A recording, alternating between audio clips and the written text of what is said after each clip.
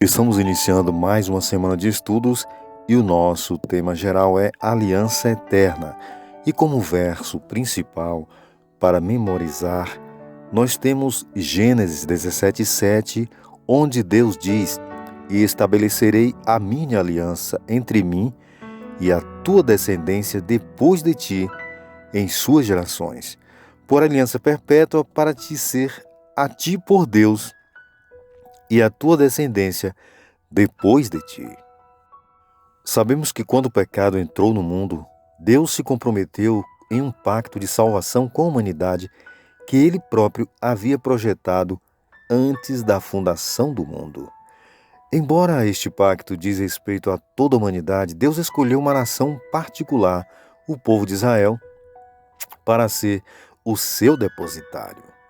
O livro de Deuteronômio reúne os termos do pacto naquele momento em particular. Portanto, é conhecido como o livro do pacto. E para melhor compreensão do nosso tema, dividimos-o nas seguintes seções. A primeira seção é o fundamento do pacto.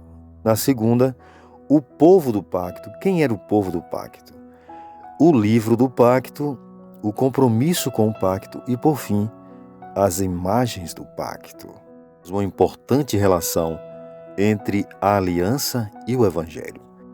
Em Gênesis 3:15 lemos sobre o patriarca Abraão: "E creu ele no Senhor, e imputou-lhe isto por justiça."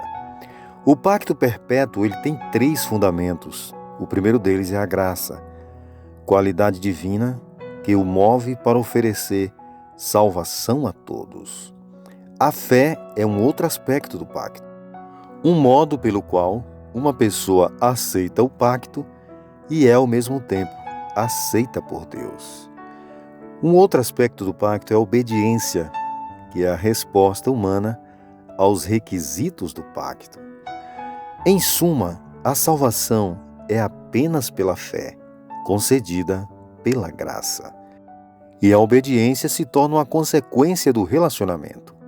Ou seja, como resultado da fé e da graça, uma pessoa vive de acordo com as estipulações do pacto. E essa foi a experiência do patriarca Abraão. Embora o pacto tenha sido ratificado com seus descendentes, toda a humanidade pode adotá-lo, pois aqueles que são de fé são filhos de Abraão. E apesar do pacto de Deus ser universal para toda a humanidade, ele fez a aliança com o povo de Israel. E a escolha do povo de Israel foi uma decisão de Deus. Deus tinha que separar uma nação para que esta pudesse experimentar a sua graça e misericórdia e ser uma influência para os outros. E a Bíblia diz que não é por causa da tua justiça, se referindo a Israel, nem pela retidão do teu coração que entras a possuir a sua terra, mas pela impiedade dessas nações, o Senhor teu Deus as lança fora de diante de ti, e para confirmar a palavra que o Senhor jurou aos teus pais, Abraão, Isaque e Jacó. O que concluímos através da leitura bíblica é que se o pacto fosse baseado na justiça, ou justiça do coração do povo de Israel, nem sequer teria sido confirmado por causa da sua incredulidade. A aliança é baseada na graça divina. Não é ou não há mérito do homem, seja como pessoa ou como nação. Deus escolhe Israel pela graça, cumprindo as promessas que ele fez a Abraão, Isaque e Jacó. E devemos lembrar que este é o caso conosco também, hoje. Não podemos fazer nada para merecer favores divinos, nem podemos viver de acordo com as suas estipulações, os 10 mandamentos. Mas, pela sua graça, Deus estende sua aliança a nós, perdoa-nos quando a quebramos e nos ajuda a permanecermos fiéis a Ele. E falando sobre o pacto, o livro de Deuteronômio é conhecido como o livro da aliança, como o livro do pacto. Nele, Moisés lembra às novas gerações o que consiste o pacto que Deus fez com o povo de Israel no Monte Horebe, o Monte Sinai. Sua definição do pacto é curta e simples: guardar os 10 mandamentos. Esta é a parte do homem no pacto. A parte divina foi decidida antes da criação do nosso mundo. Jesus se ofereceu para morrer pelo pecador.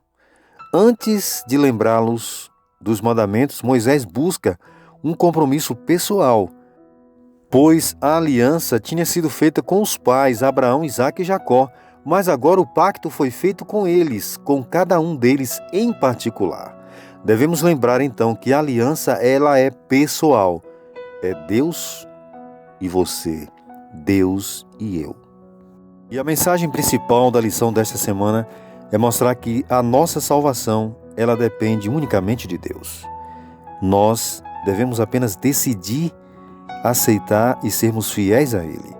Nessa aliança, Deus nos promete conceder a sua graça, que é um dom imerecido, e através dela estende a sua misericórdia e perdoa os nossos pecados. A salvação da raça humana sempre foi o objetivo dos concílios celestiais. O pacto de misericórdia foi feito antes da fundação do mundo. Ela existe por toda a eternidade e é chamada de aliança eterna, tão verdadeiro quanto nunca houve um tempo em que Deus não existisse. Então, certamente nunca houve um momento em que manifestar sua graça à humanidade não fosse o prazer da mente eterna de Deus.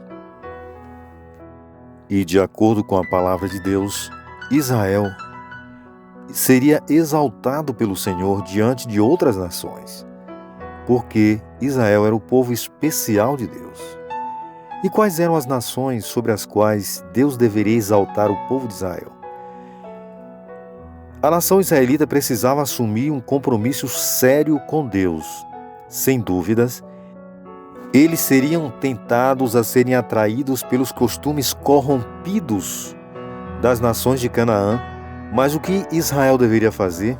Se afastar completamente deles e serem perfeitos diante de Deus. Eles foram colocados no mundo para serem uma luz que iluminaria as nações e as levaria ao conhecimento da verdade. Assim como nós hoje, que entramos em aliança com Deus, precisamos do mesmo compromisso. Devemos ser luzes que levam outros à verdade de Deus. O Senhor Deus usa também outras imagens para mostrar sua relação conosco. O pacto é apresentado como um acordo legal entre duas partes. Como vimos, o próprio livro de Deuteronômio é apresentado no estilo e forma dos convênios legais existentes nas sociedades egípcias e hititas. No entanto, esse formalismo pode fazê-lo parecer um pouco frio e distante, desprovido de vitalidade e relacionamento. É por isso que Deus também usa outras imagens para representar a sua relação conosco. Por exemplo, a graça e o amor por aqueles que não merecem. Deus nos trata como um pai trata seu filho, e Ele nos ama como um pai ama seu filho. Isto está escrito em Deuteronômio 8, versos 5, 14, 1 e 32, versos 6. Simbolicamente falando, Ele nos tira do forno de ferro. Deuteronômio 4, 20. Somos sua herança, o terreno onde Ele habita. De fato, nós mesmos devemos tudo à abundante graça de Deus. A graça no pacto ordenou nossa adoção. Somos filhos de Deus. A graça no Salvador efetuou nossa redenção, nossa regeneração e nossa exaltação de ser co-herdeiros com Cristo. Que essa graça seja revelada cada dia a outras pessoas.